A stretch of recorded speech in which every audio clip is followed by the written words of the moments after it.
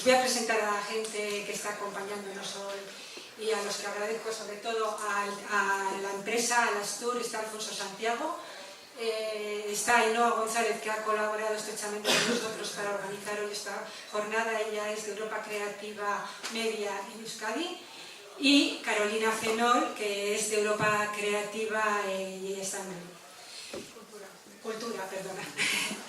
Vale. Os voy a leer las notas, el resumen de lo que me ha enviado Julián sobre los apoyos al sector que da ICES. Como sabéis, en Industrias Culturales él quería incidir en la estrecha colaboración que se hace con el Ministerio de Cultura. Dice que se trabaja codo a codo con el Ministerio de Cultura y con asociaciones sectoriales como la Asociación de Representantes Técnicos del Espectáculo, la Unión Fonográfica Independiente y los productores de música en el sector musical, con la Confederación de Productores Audiovisuales en el sector audiovisual y con la Federación del Gremio de Editores de España en el editorial o la Asociación de Creadores de Moda de España. Sobre el sector audiovisual, comenta que la principal característica, como sabéis, el ICES está orientado a la internacionalización de una empresa. La principal característica de la exportación de cine y televisión en España es la enorme concentración empresarial. Existen entre 4 o 6 empresas en cine que están lideradas por las productoras de televisión privadas y unas 30 empresas en el mercado televisivo. En este momento me comenta que es interesante la irrupción de Movistar Studios en ambos mercados como productor de contenidos. Desde ICES estamos apoyando la presencia en todos los mercados de referencia mundial en el sector, como la Berlinale y en el Marché du Film en cine o la MIPCOM en televisión. Este año se ha puesto todo nuestro empeño en el sector de coproducción de servicios de televisión, apoyando Connecta Fiction y tratando de realizar el apoyo, como decía antes Joaquín, en el momento de la gestación de los contenidos, que es importante contar con el apoyo en ese momento. Todos estos apoyos se realizan bajo el paraguas del denominado Audiovisual from Spain, en colaboración con el Instituto de Cinematografía y de las Artes Audiovisuales del Ministerio de Cultura. El de la música, con varios subsectores como la música grabada, las empresas discográficas en su mayor parte siendo multinacionales, en vivo, a través de ingresos por conciertos formado por pymes, la edición musical, partituras, sincronización. Es un sector que, a pesar de las dificultades que ha sufrido en los últimos años, tiene un gran potencial para la internacionalización. Las actividades bajo la plataforma Sound from Spain son consensuadas con las asociaciones. Se participa en varios festivales de referencia como el South by Southwest, el Pulsar o WOMES, que este año se hará en Polonia. Se apoyan unas 35 bandas al año y se organiza una decena de conciertos exclusivos de bandas españolas. También se apoyan jornadas técnicas de promoción en mercados en Colombia, la misión inversa DIME, la colaboración con el Ministerio de Cultura, en concreto con el Instituto Nacional de Artes Escénicas y de la Música, es fundamental para llevar a cabo todas estas actividades. Hay que recordar que ICES nunca financia el 100% de estas operaciones. Tiene que haber un compromiso por los participantes y va a haber una cofinanciación por parte de ellas. Además, en el sector musical apoya también a empresas y mercados en festivales nacionales, siempre que sean estos festivales con un marcado carácter internacional. Por último, en el sector editorial, que no sé si aquí hay alguien representado, pero bueno, lo menciono, la tradición exportadora en este sector, que es el puerto más importante del mundo, tras Estados Unidos, Reino Unido y Alemania, nos ha llevado a centrar la estrategia de internacionalización en actividades para géneros específicos como literatura infantil, científico-técnico o religioso. En esta línea se apoyan a las editoriales en actividades centradas en la búsqueda de compradores y prescriptores en canales adaptados a los géneros literarios citados. Además, con el apoyo de la Federación de Gremios se participa en ferias de referencia como la de Guadalajara en México, Buenos Aires, Frankfurt, Olive, se alternan en Madrid y Barcelona. Este año para la Feria Liber se traen a Madrid 30 bibliotecarios de Estados Unidos que son los responsables de exhibición de fondos en español, y se realiza otra misión inversa de 350 compradores, distribuidores y prescriptores procedentes de 60 países diferentes. Los esfuerzos se centran también en el incremento de la venta de derechos de traducción a través de una herramienta online que se llama New Spanish Books, que se hace conjuntamente con la Dirección General de Industrias Culturales del Ministerio de Cultura.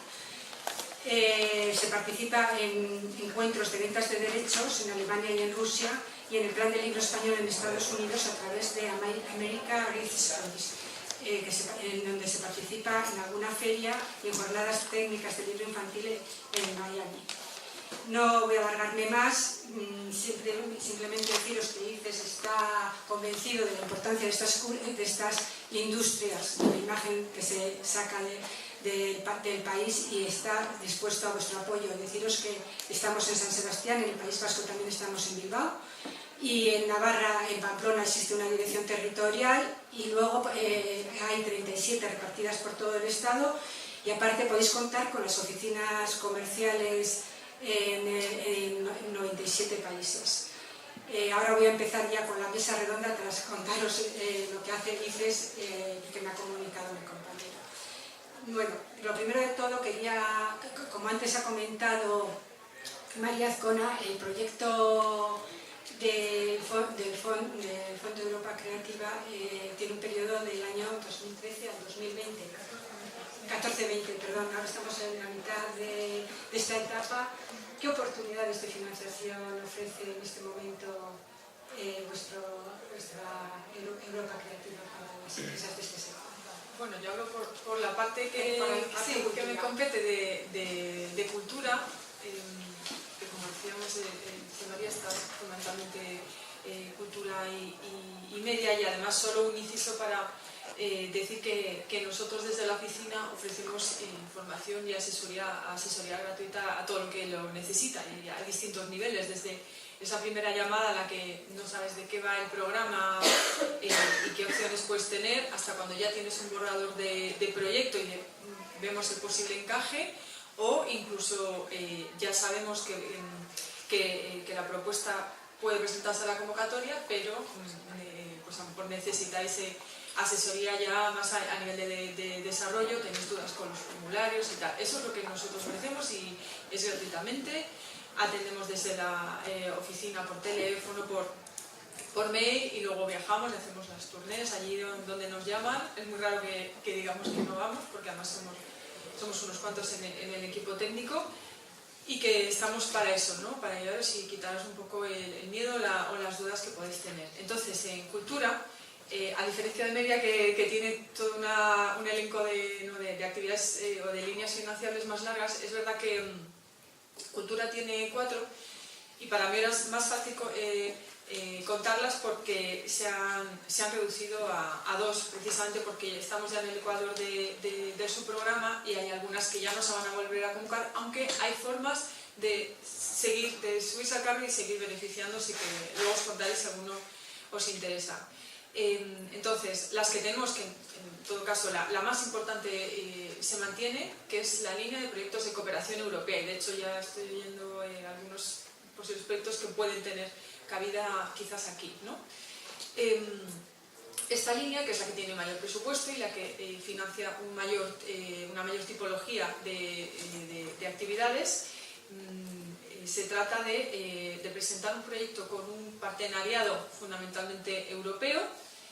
Te dan opción a presentar un proyecto menor en el que solo necesitáis en el partenariado a organizaciones de 3 países diferentes, y en la mayor, ahí la financiación que se da es de 200.000 euros, que se corresponde al 60% de los costes totales del proyecto.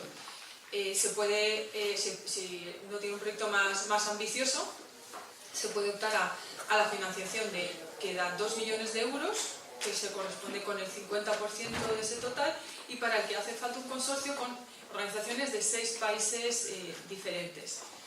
Aquí, como decía, se pueden plantear, o sea, la idea es no un proyecto que se limita a una sola acción, un solo evento en una ciudad, sino que hay que plantear toda una serie de actividades que se desarrollan en las distintas ciudades europeas, las organizaciones participantes fundamentalmente, Se pueden hacer desde conciertos y todo tipo de espectáculos itinerantes, exposiciones, luego por supuesto residencias artísticas, y luego muchas otras actividades que son más entre profesionales, de cara a la capacitación y a la formación de los profesionales. Además, cultura abarca, o sea, es para todos los sectores de las industrias culturales y creativas. Eso sí, claro, desde aquí no se financian proyectos que sean exclusivamente audiovisuales, por ejemplo, coproducciones de películas. Sí que se puede participar, los que estéis en ese sector podéis participar en proyectos multidisciplinares, o sea que bueno, de alguna manera también tendríais cabida. Pero ya digo, el media es específico para el sector y este tipo de proyectos. Entonces, esa es la proyectos de cooperación, es nuestra principal línea de ayuda. Y luego tenemos otra que no sé si esta en concreto os puede interesar, que es para proyectos de traducciones, de traducción literaria de obras de ficción europeas. Aquí se trata de proponer un paquete de obras entre 3 y 10 títulos. Hay varias modalidades, pero te pueden financiar unos 100.000 euros al año, porque los hay de 2 años o ya por contratos multianuales de hasta 3 años ahora. Y se trata eso, de promover la traducción de obras de alta calidad literaria. Es verdad que se dan puntos extra a los premios europeos de la literatura, pero bueno, la idea es bueno, que no solo cubran los gastos de traducción, sino también de promoción de la obra. La estrategia de comunicación es importante y también en dar la visibilidad al perfil de los traductores, que es algo que se quiere incentivar desde ahora, ¿no? Entonces, bueno, esas dos son nuestras dos grandes líneas, que de hecho la más importante está abierta ahora para el que le interese.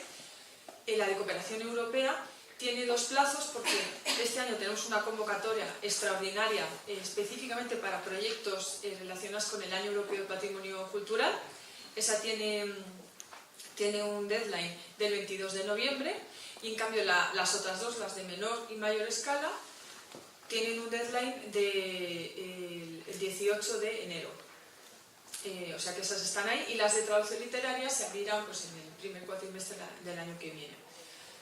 Esas otras 2 líneas, las 2 restantes, que ya no se van a abrir más convocatorias, pero que todavía se pueden buscar maneras de participar, son las de redes y plataformas.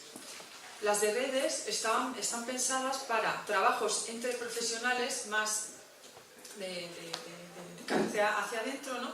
Relacionados con eso, con acciones de formación y de capacitación, pensando en que al final el sector específico mejore en sus capacidades, sobre todo de competitividad, ¿no? en el sector.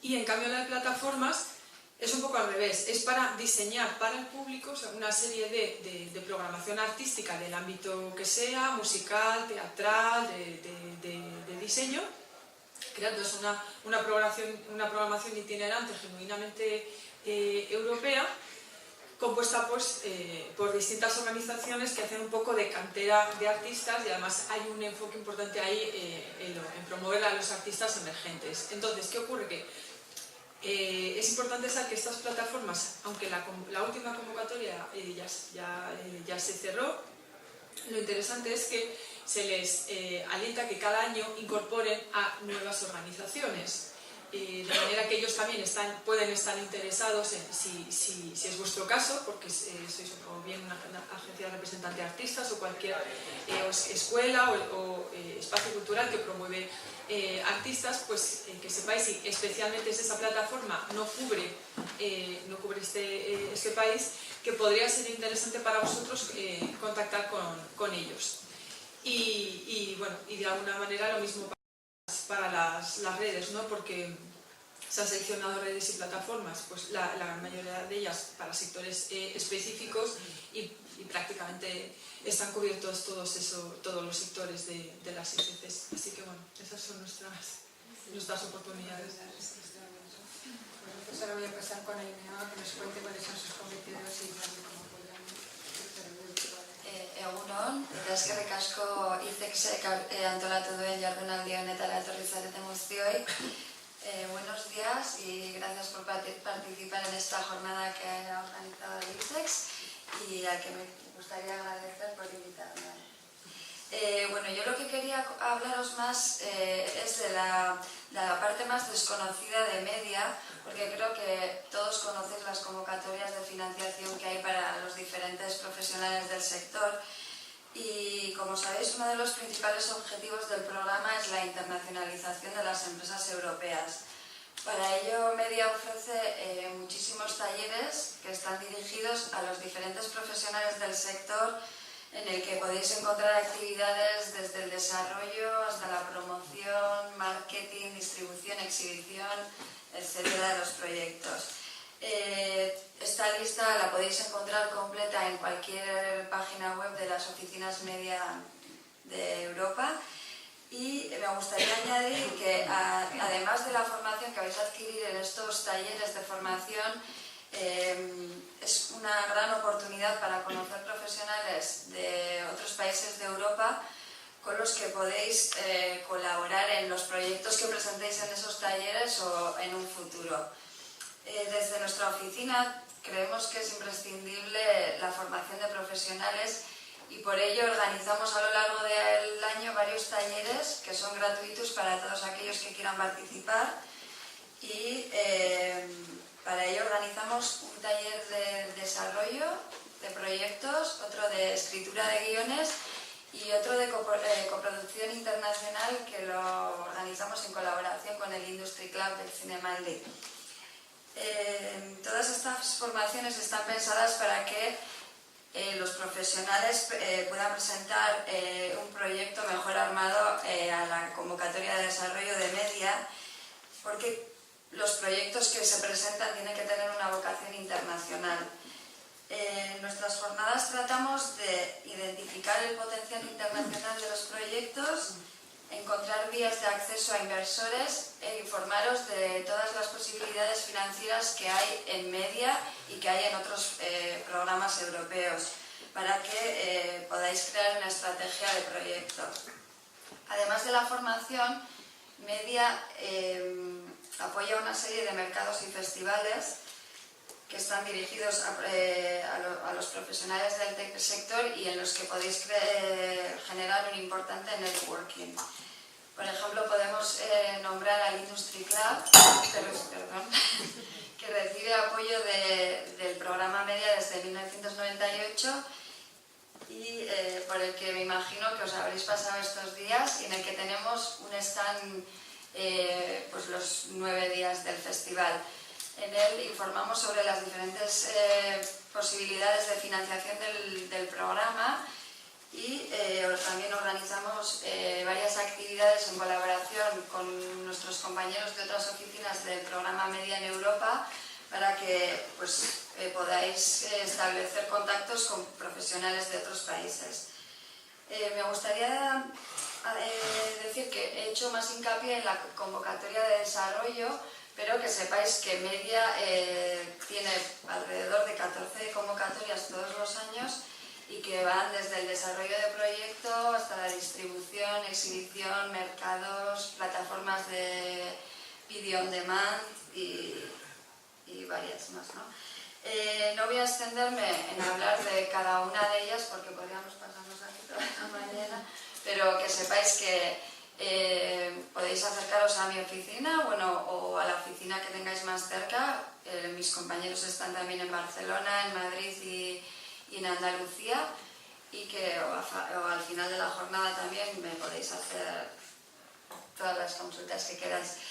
Lo que sí me gustaría dejar claro es que Media, además de ofreceros ayuda financiera, os ofrece numerosas posibilidades de networking en los talleres y mercados que os he comentado y que creo que tenéis que tener en cuenta porque cada vez más pues es imprescindible salir de nuestros mercados y tenemos que aprovechar esas posibilidades.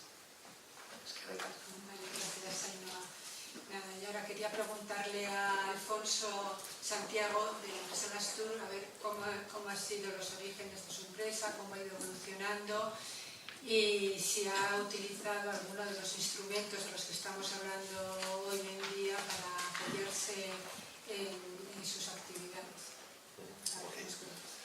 Gracias por la invitación y por dejarme venir aquí a contar un poco lo que hacemos también.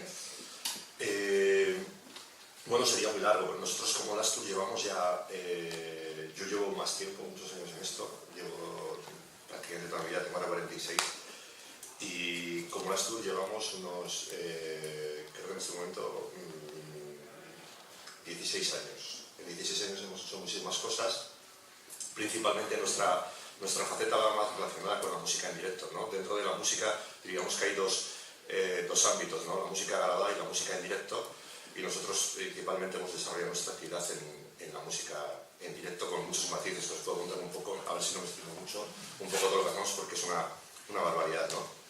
Nosotros cuando empezamos como Nastur, ya digo, yo llevaba desde bastantes años antes, pero construimos una empresa que ahora llamamos Nastur, pero antes éramos Nastur International, ¿no? Porque teníamos ánimo de destacar en el ámbito internacional y ser grandes, ¿no? Ahora la hemos recortado, solo la llamamos Nastur porque nos parece un poco redundante llamarla Nastur International, ¿no? Casi nos daba un poco hasta reparo, ¿no? Después de 15 años.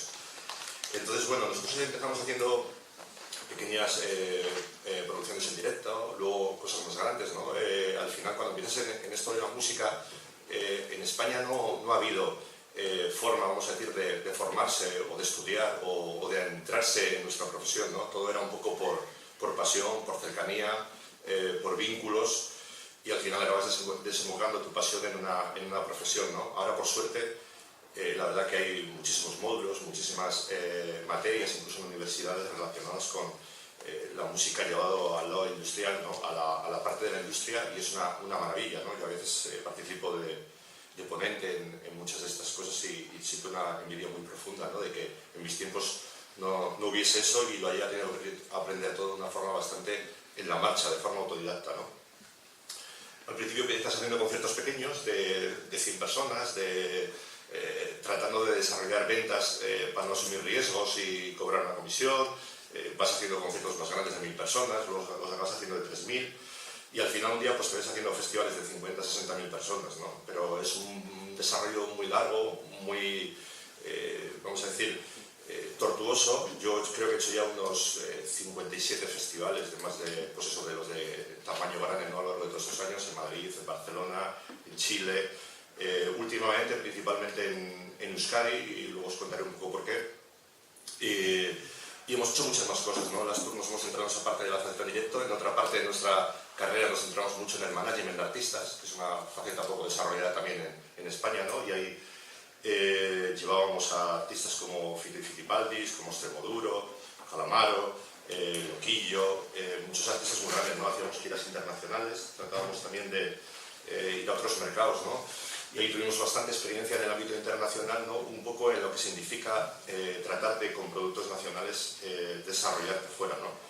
La verdad que es duro, es difícil, ¿no? Muchas veces, aunque tengas un producto que sea muy fuerte en tu mercado, es muy difícil abrirse camino fuera, ¿no? Porque las distancias, las diferencias son muy grandes, a pesar del idioma, incluso muchas veces, ¿no? Es muy difícil. Ahora estamos viendo incluso como a veces el idioma no es tan importante, ¿no? Como fenómenos en castellano como el reggaetón están penetrando en países anglos de una forma muy fuerte. No se sabe por qué, pero es muy difícil a veces entender por qué el idioma nos aleja tanto y otras veces por qué es tan poco importante, ¿no? Entonces, bueno, esas cosas ahí las aprendimos.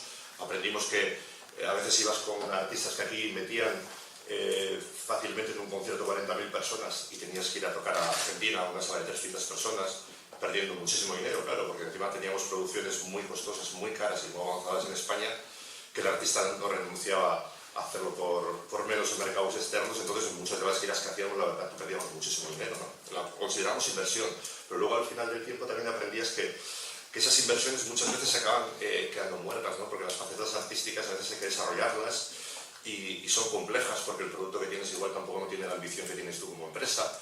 Estás 3 o 4 años yendo a un mercado para intentar desarrollarlo, hacerlo crecer, y de repente un día el artista te dice que ya no quiere volver porque gana mucho dinero en otro mercado y no quiere desarrollar eso, ¿no?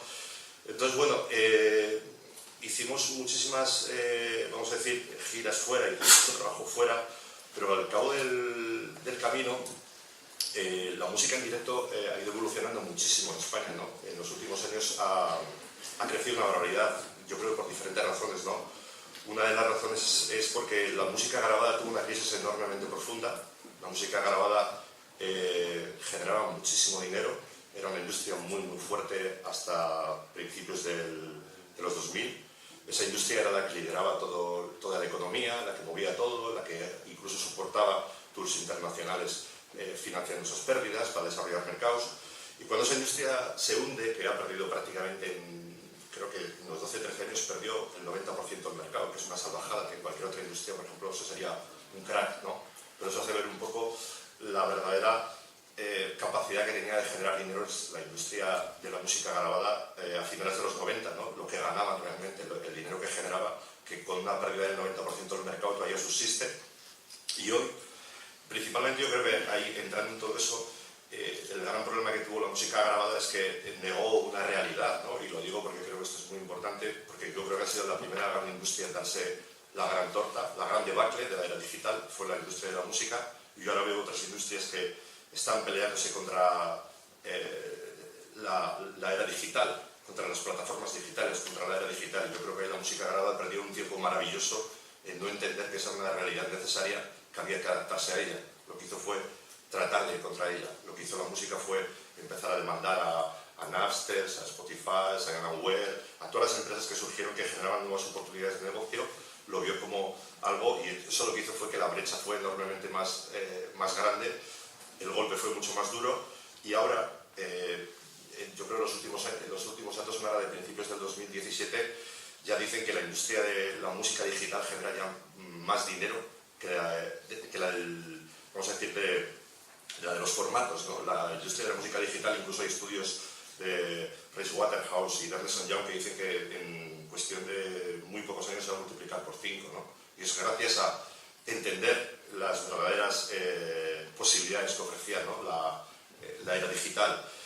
Que la era digital también es vamos a decir, es una gran oportunidad para la internacionalización, ¿no? Porque antes cuando trabajabas y desarrollabas formatos te encontrabas con el problema de la distribución en los diferentes países a los que querías llegar, ¿no? Era muy difícil encontrar una distribución y una promoción asociada a ese modelo de distribución.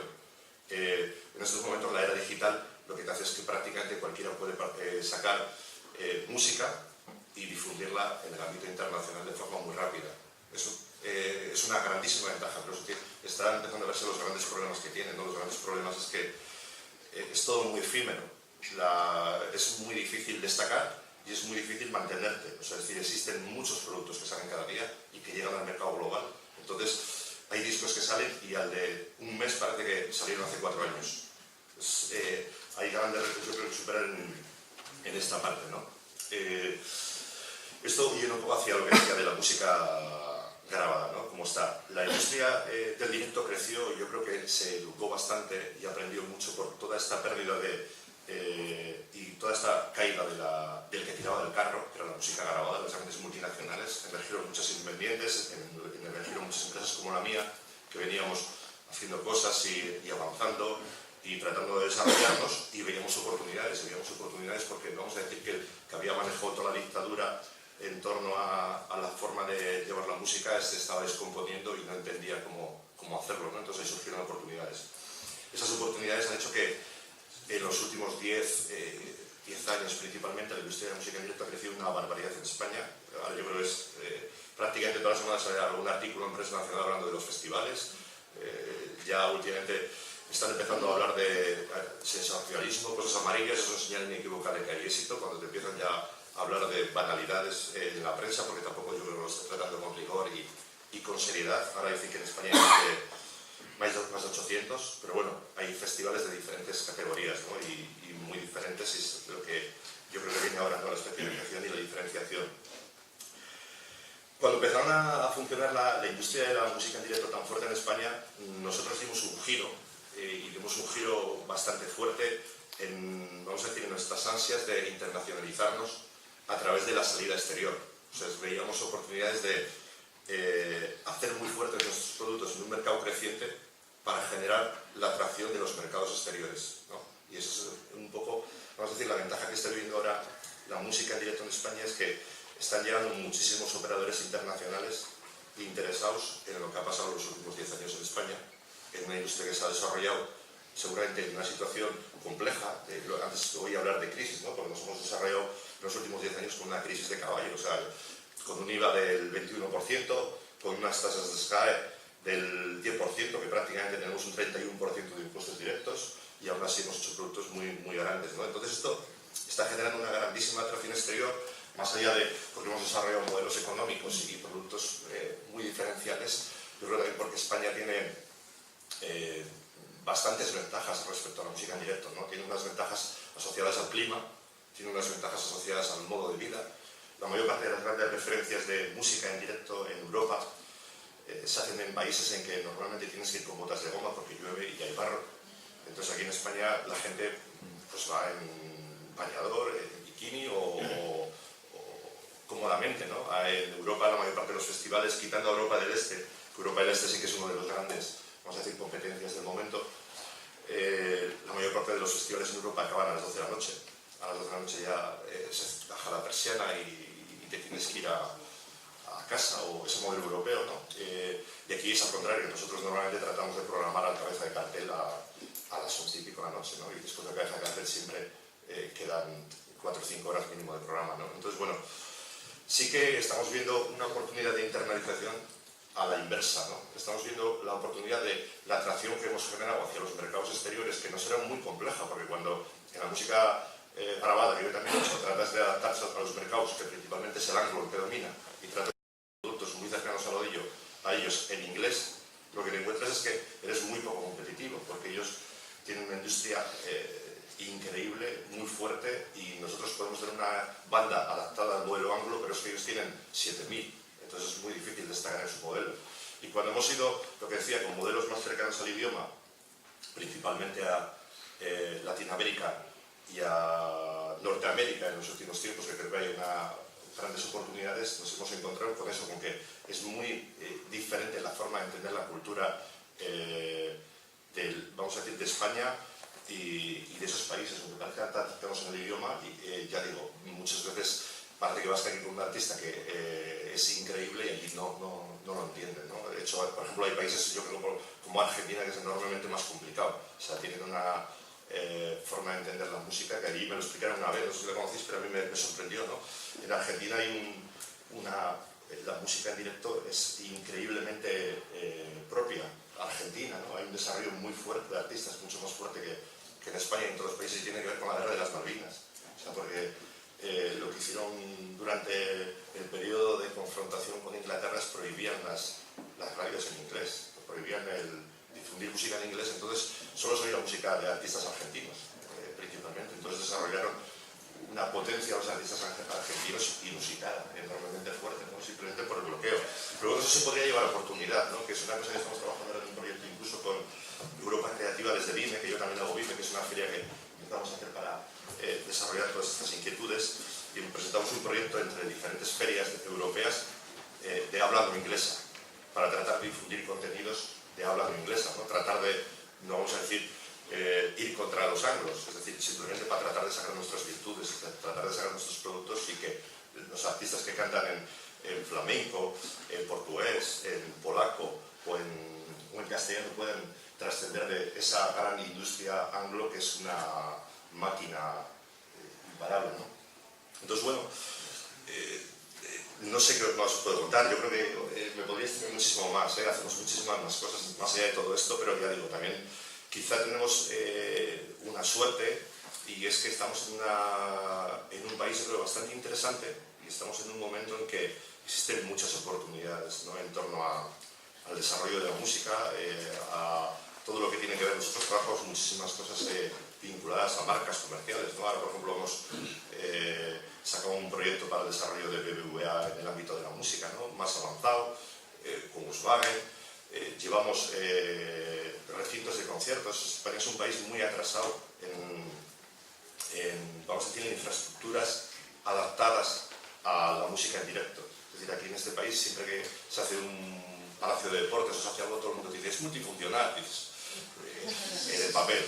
Luego, cuando llegas al ámbito operativo, normalmente hay una muy mala adaptación, ¿no? Entonces, nosotros, desde el Astur llevamos, por ejemplo, el Within Center de Madrid, el grande, el de 16.000 personas, estamos llevando salas, ahora otra en Madrid, otra en Pamplona. Entonces, estamos también trabajando en dotar de espacios en los que creemos que hay oportunidades y sobre todo de que necesitamos infraestructuras, ¿no? Porque la crisis, incluso en este ámbito, nos ha venido bien, ¿no? Porque estábamos viendo como la industria del textil, que no sé, en algún momento yo creo que acabará también reventando, porque yo no sé si a la gente le hace falta tanta ropa para vivir, ¿no? La industria del textil está dominando todos los centros ciudadanos, o sea, está absorbiendo todos los edificios emblemáticos y todas las cosas que podrían ser interesantes para desarrollos culturales se las está comiendo completamente y nadie está poniendo barreras a todo eso. No sé si de repente dentro de 3 años todo el mundo decide que le hace falta la mitad de ropa para vestir.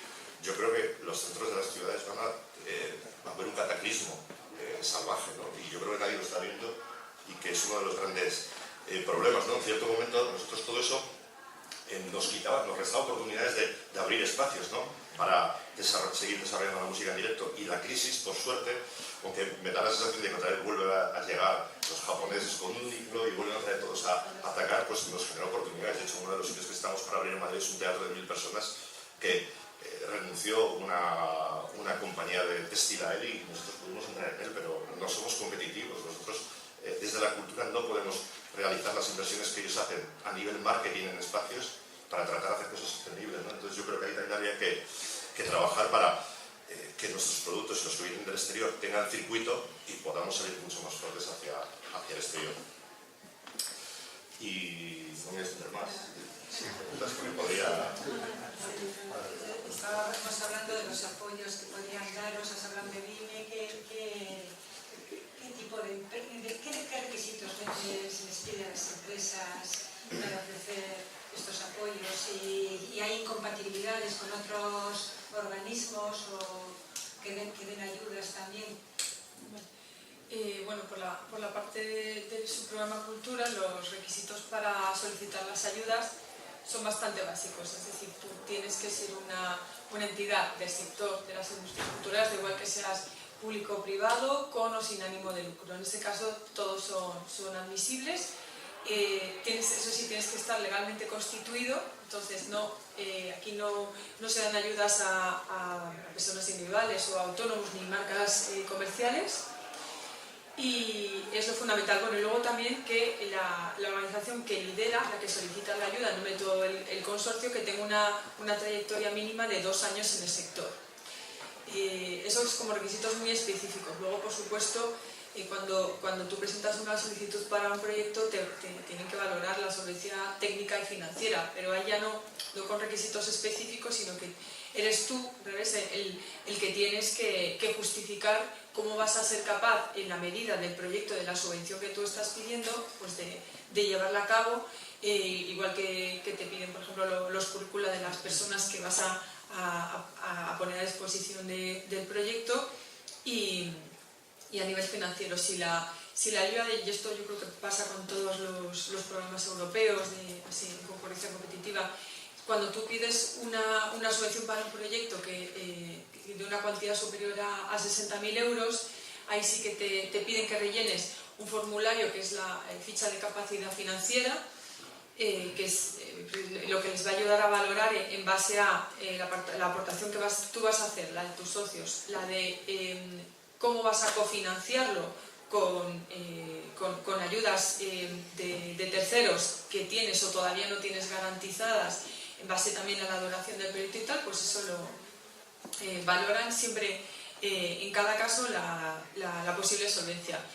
Luego, en cuanto a los partenariados, aquí pueden participar, o sea, en esa categoría de líder o socio, cualquiera de los 28 Estados miembros, y adicionalmente ahora son unos 11 países que han firmado acuerdos para participar. El último en entrar ha sido Túnez, que ya se lo puede tener en el mismo nivel, ¿no?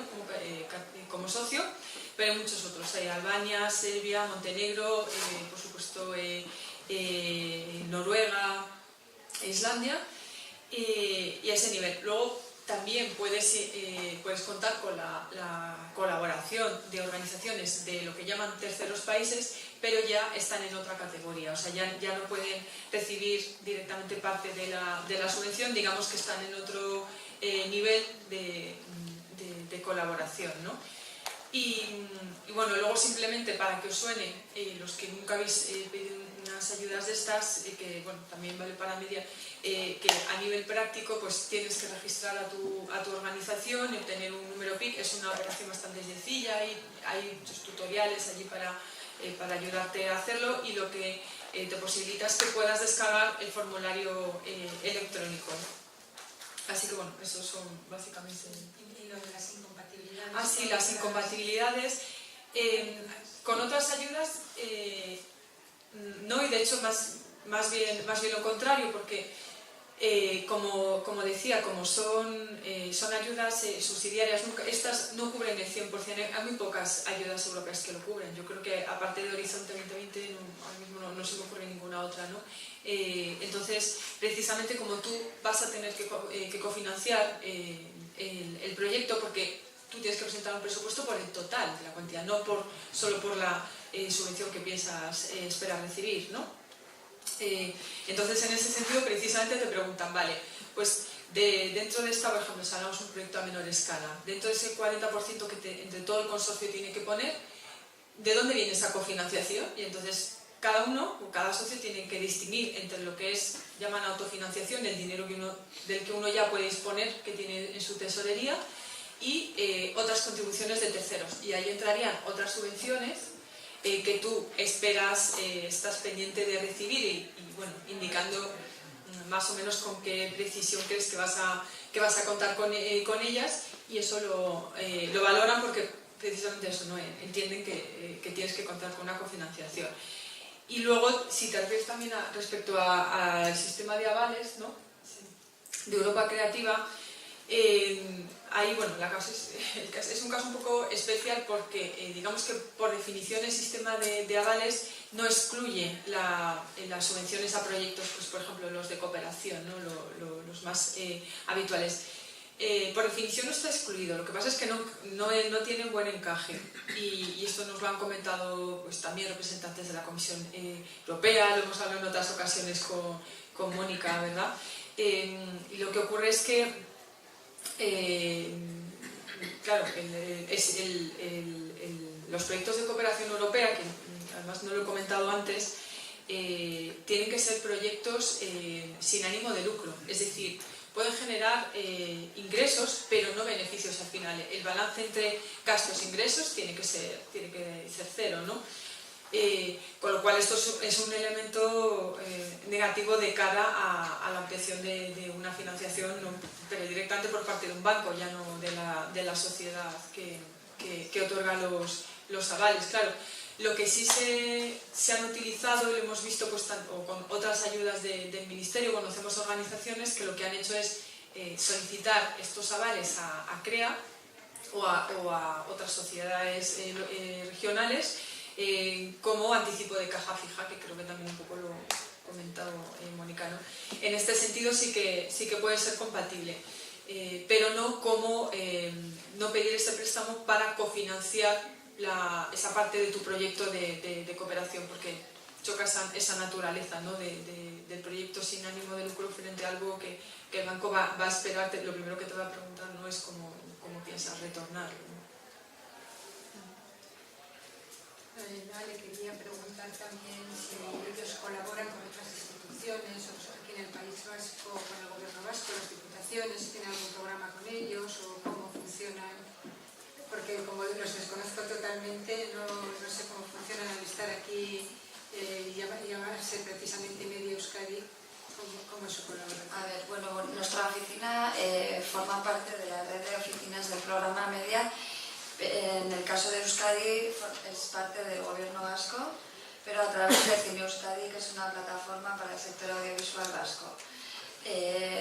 Por ello, pues estamos en contacto directo con el Gobierno vasco, con el Departamento de Cultura, el que es directora Itziber Asagasti, y pues con las demás instituciones que están que están colaborando con el sector audiovisual.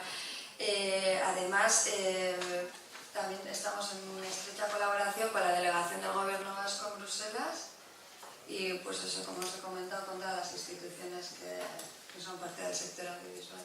Como aquí hay muchas empresas que no son del País Vasco, que son navarras o de Madrid, comentaba antes que ¿existen organismos similares al vuestro en otras comunidades? ¿Oficinas? Sí. Sí, como os comentaba, es parte de una red de oficinas en toda Europa y en el caso de España pues hay otras 3 oficinas que están en Madrid, en Barcelona y en Sevilla. Sí. Y se pueden dirigir... Se puede dirigir indistintamente a cualquiera de ellas, pero bueno, por cercanía, pues normalmente es mejor que te dirijas a la que te queda más cerca. Vale, de acuerdo. Sí, porque yo creo que las asesorías personales, a ver, por email claro que nos podemos comunicar, pero yo creo que las asesorías personales en la oficina, de hecho en mi caso, para mí es más importante incluso que las jornadas, o sea, no organizo tampoco muchas jornadas informativas aquí porque creo que es más importante el contacto personal y que me presentan los proyectos en la oficina. ¿Qué tipo de empresas son las que habéis dado ayudas últimamente? Bueno, las empresas que se ponen en contacto con nosotras son normalmente empresas pequeñas o medianas, que es la generalidad del sector audiovisual en el País Vasco. Y, por supuesto, pues todos los proyectos que se presentan tienen que tener vocación internacional para presentarse al programa.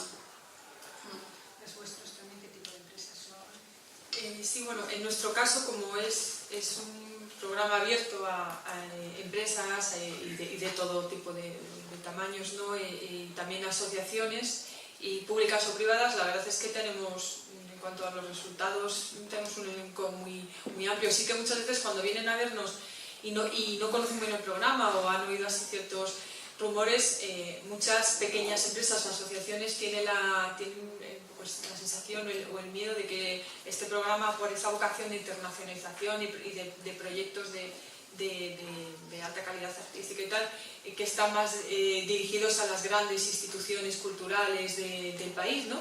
Pero realmente está abierto a todas y de hecho en la realidad los resultados se ve más bien lo contrario. Sobre todo en los proyectos seleccionados son los que están liderados o participados por pequeñas y medianas entidades. En realidad, tenemos desde, por ejemplo, entidades locales como ayuntamientos. Bueno, Donostia, por ejemplo, lideró un proyecto y está participando en otro socio con motivo de la Capitalidad Cultural Europea, pero en el marco de Europa Creativa, ¿no? Que lideró, pues estaba relacionado con la creación de redes de escritores de lenguas minoritarias, por ejemplo. Otros ayuntamientos como el de Avilés consiguió una muy buena puntuación con el proyecto Signboards, que era para un tema bastante original, el desarrollo de audiencias y la creación artística en los entornos de los cementerios europeos. Por ejemplo, o el ayuntamiento de Valladolid, en la última convocatoria, ganó un premio un proyecto a mayor escala, que es de los que son más difíciles de conseguir, ¿no? Con el proyecto CREAR, que además era en cierto modo una continuación de un proyecto que ya había sido financiado anteriormente. Luego, por ejemplo, también muchas universidades, desde la Universidad Politécnica de Valencia, con un proyecto sobre carnavales y rituales europeos. Ahora, en la última convocatoria, la Universidad de Oviedo, con un proyecto sobre las recreaciones teatrales del Quijote. Y luego muchas pequeñas empresas o entidades pequeñas, pues por ejemplo la escuela, que es una fundación privada, la Elisaba, pues ahora mismo también está liderando un proyecto europeo sobre diseño industrial, o sea que realmente es una gran variedad. Y para acabar yo quería preguntarle al representante de empresa qué pediría, qué echar de menos en estas ayudas, que si hay mucha dificultad para los trámites, he utilizado alguna, ¿qué podría decirnos sobre esto? Hombre, yo sí he utilizado, ¿no? Por ejemplo, muy bien, he trabajado, ya digo, con el ICES he trabajado y estamos ahí en cosas, estamos incluso en el BIME. con otras entidades de otro tipo de gestión de derechos, como SGAE, con el Ministerio, en otros proyectos, porque ya digo, hacemos muchos proyectos, ¿no? Por ejemplo, el proyecto de esta plataforma audiovisual para difundir la música, llevamos años con él, ¿no? Incluso lo movimos en el exterior. Lo que pasa es que nos encontramos con uno de los grandes caballos de batalla que tiene nuestro mercado, que es los derechos de reproducción, ¿no? Los derechos asociados a que hay un problema muy grande, porque normalmente son parte del artista, son parte de la discográfica y son parte de una editorial, ¿no? Y esas tres partes no se entienden y no hacen una oficina común, y entonces la mayor parte de esos proyectos audiovisuales, muchos de ellos se fueron frustrando por eso, por la falta de vamos a decir, de que hubiese un interlocutor único en esos casos, ¿no? Entonces, bueno, yo he hecho diferentes cosas y en los últimos tiempos estoy trabajando mucho con el CARI, ¿no? Porque principalmente en el desarrollo de mi empresa, pues yo tenía accionistas y tuve que hacer frente a un desarrollo, una serie de accionistas, y bueno, para seguir en mi expansión, en mi crecimiento y demás, pues el CARI estuvo ahí y está detrás de mí en este momento, ¿no? Y no sé si me has preguntado algo más aparte de esto del... de qué echo de menos. Bien, claro, sí. Yo creo que lo que echo de menos muchas veces, porque es que muchas de las cosas, igual que lo que decía, que aprendes la profesión poco a poco, yo lo que creo es que quizá hace falta más información o ver cómo se llega la información mejor a la gente, ¿no? Yo creo que existen muchas modalidades de, vamos a decir, de apoyo, de recursos para cuando estás haciendo algo, para cuando estás montándolo, cuando estás tratando de desarrollar proyectos, y yo creo que muchas de ellas las tienes que ir adivinando, ¿no? O tienes que tener, tienes que tener muchísimas ganas de buscar información, ¿no? Entonces, a mí me parece interesante, yo soy de los que me gusta encontrar información, y yo creo que ahí es donde también hay una diferencia, ¿no? Entre la gente que se sabe buscar los recursos y es capaz de llegar hasta la última posibilidad, ¿no? Yo creo que es gente más, vamos a decir, más inquieta o con mayor interés, ¿no? Pero yo sí creo que seguramente haría falta tratar de llevar todo esto a un lenguaje más abierto, ¿no? Pero bueno, quizá todo eso tiene que ver hasta cierto punto, lo que estaba hablando, que yo creo que tiene que ver igual con la música como otras industrias, ¿no? Yo creo que no hay un desarrollo tan amplio ni tan avanzado, ¿no? Muchas de las cosas yo creo que las estamos improvisando, las estamos desarrollando, las estamos haciendo crecer, y seguramente pues dentro de unos años la información llegará más fácil y la gente estará mucho más puesta y sabrá que hay más caminos, que hay más posibilidades, ¿no? Pero sí que es cierto que en este momento, nosotros cuando hicimos el BIME, ¿no? Que tiene ahora 5 años, lo hacemos ahora a finales de octubre y ya tiene un desarrollo muy amplio, ¿no? Este año habrá seguramente más de 2.500 profesionales de todo el mundo y hay muchas actividades y demás. Lo hicimos también porque veíamos que había una necesidad de conectar diferentes realidades, ¿no? Yo creo que incluso a nosotros nos pasa, nosotros tiramos mucho de patrocinado del privado, ¿no? de marcas, de entes que realmente quieren verse reflejados en el mundo de la cultura, ¿no? Pero a veces también es muy complejo, a nosotros nos pasa, es muy complejo que seamos capaces de adaptarnos a ese lenguaje de marketing o de publicidad de las marcas para poder darle lo que ellos pretenden, ¿no? Pero sí que es cierto, nosotros hemos desarrollado muchas de esas facetas y a día de hoy tenemos vamos a decir, muchísimo capital o financiación privada. Por ejemplo, en festivales como el Luau de Califórnia tenemos hasta 39 sponsors privados, ¿no? Y seguimos creciendo y en muchos casos no podemos tener más, pero también hay una necesidad de adaptarse a otras realidades de financiación, que a veces desde el lado de la cultura igual sabes de lo tuyo, pero es muy difícil hablar de ROI o de términos que la marca pretende, busca, y yo creo que hay una oportunidad para los años venideros muy, muy, muy importante en torno al capital privado, ¿no? Estamos viendo, o hemos visto como en Estados Unidos, a través de la ley del mecenazgo, o incluso estamos viéndolo cada día más extendido, como las marcas tratan de asociarse a ciertos valores, a ciertas formas de difundir su mensaje. Todas las marcas están locos por conectar con gente joven, con gente inquieta, con gente interesante, ¿no? Yo creo que hay un camino muy grande en torno a la inversión privada que seguramente habría que trabajar, ¿no? Pero para eso yo creo que tenemos que los profesionales adaptarnos a las exigencias de ese capital. Muchas gracias. Bueno, que como os he comentado en la presentación, o sea, que tengáis en cuenta que Media ofrece muchas posibilidades aparte de la financiación, y que para ello pues, tiene una red de oficinas en toda Europa y que estamos para ayudaros, para informaros sobre las posibilidades y que aprovechéis y que estamos ahí para lo que queráis, ¿vale? Que ricasco. A ver si queréis hacer alguna pregunta.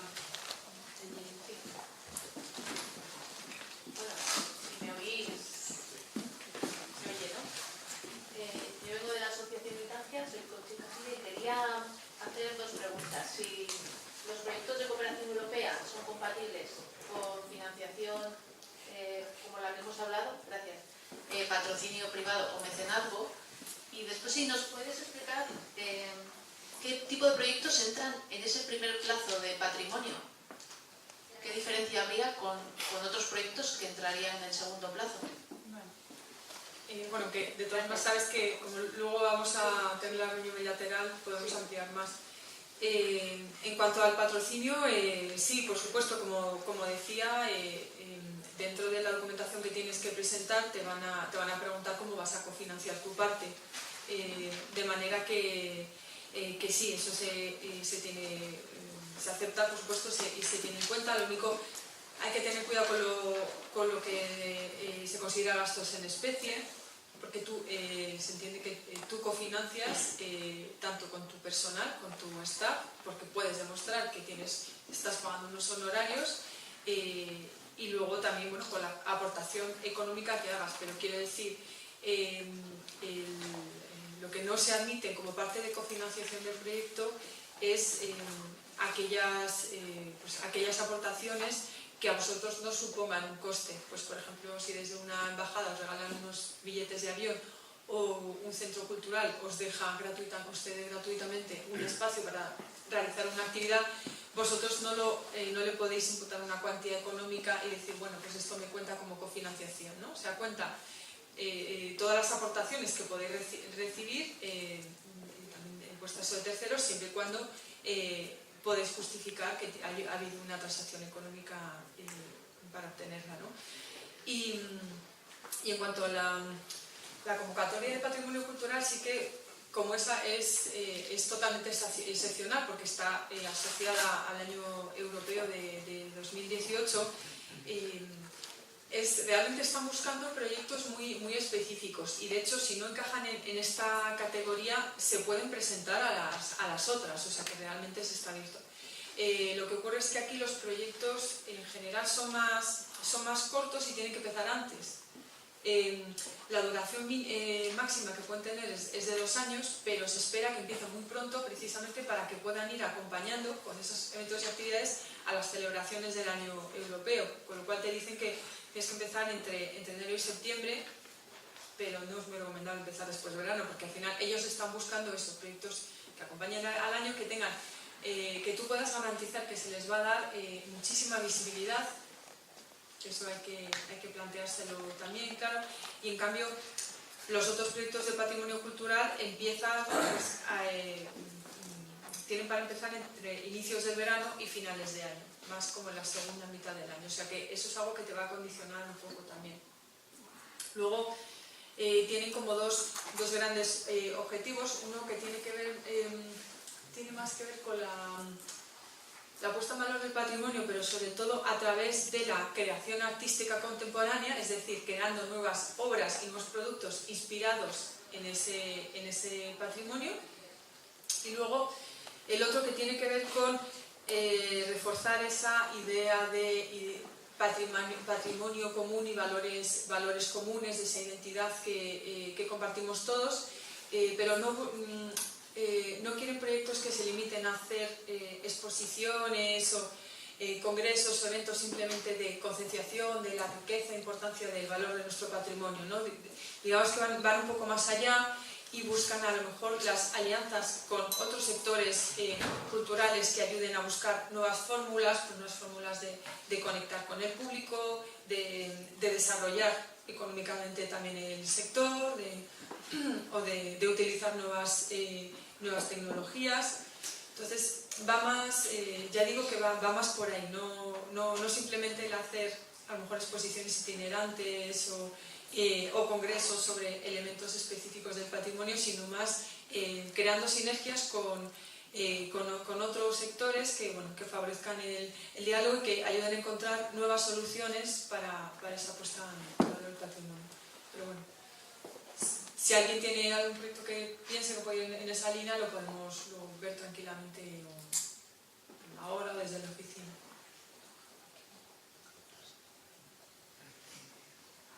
¿Alguna otra pregunta, alguna duda? Nada más. Bueno, pues ahora solamente agradeceros por la existencia. Disculpa, sí, Sí. yo tenía una preguntita Sí, para claro. Europa Creativa. Cuando nace el instrumento de garantía financiera, desde Europa se hace un análisis de que no solo se dota de esa cantidad económica para el aval, sino que nace de la reflexión de que también las entidades bancarias no saben valorar exactamente los riesgos, ¿no? Según informasteis vosotros en alguna jornada que estuve en Madrid, y bueno, según se puede leer en la información que estáis repartiendo en relación a esto, iba acompañado también, iba una dotación económica para formar a las entidades financieras. Yo quiero saber si lo habéis puesto en marcha ya en España y concretamente en Euskadi, si tenéis ya OK de AAL, o si habéis arrancado, si vais a arrancar en el 18 o en el 19 con entidades financieras vascas, si vais a hacer formación junto con las sociedades de garantía o con quien sea para que las entidades aprendan o profundicen en esa valoración de riesgos de intangibles principalmente, ¿no? Efectivamente, una de las características principales y lo más novedosas del Instituto de Garantía es la formación a las empresas, a las entidades financieras para que conozcan el sector y puedan conocer los riesgos sin asustarse en el lenguaje coloquial. Esto no lo ponemos en marcha nosotros desde las oficinas españolas, sino que es la propia comisión la que ha dotado un presupuesto para abrir. Primero habrá una convocatoria para todas aquellas entidades que quieran presentarse para ser formadores.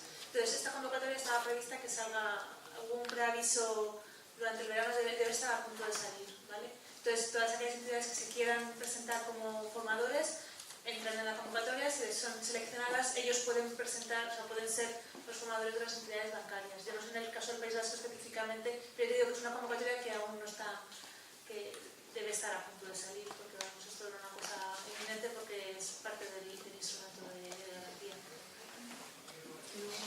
Puedo hacer una apunte que es verdad que como es un instrumento que van a poner a disposición de las sociedades de garantía recíproca o las que están otorgando estos avales, al final se va a poner a disposición de esos formadores siempre y cuando las sociedades que otorgan avales estén interesadas. Claro, es importante porque en el caso de crear, por ejemplo, no creo que lo necesite, pero sí, a otras entidades a lo mejor sí.